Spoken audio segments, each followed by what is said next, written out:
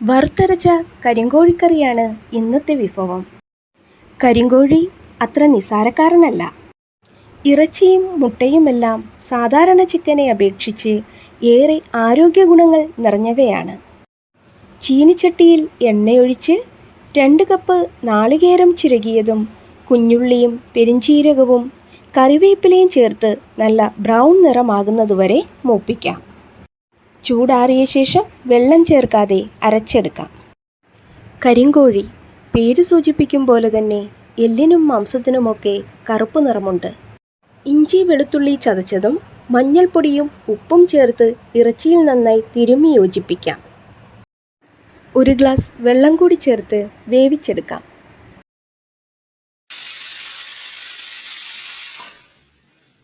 ഉരുളിയിൽ എണ്ണയൊഴിച്ചു കടുക് പൊട്ടിച്ച് തേങ്ങാക്കൊത്ത് ചേർത്ത് മൂപ്പിച്ചു.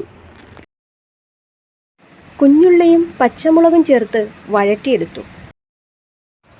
3 ടേബിൾ സ്പൂൺ മുളക് പൊടിയും മല്ലിപ്പൊടിയും 1 ടീസ്പൂൺ മഞ്ഞൾപ്പൊടിയും ഉള്ളിക്ക് മേലെ വിതറി പൊടികളുടെ പച്ചമണം മാറി വരുന്നവരെ വഴറ്റിക്കൊടുക്കാം.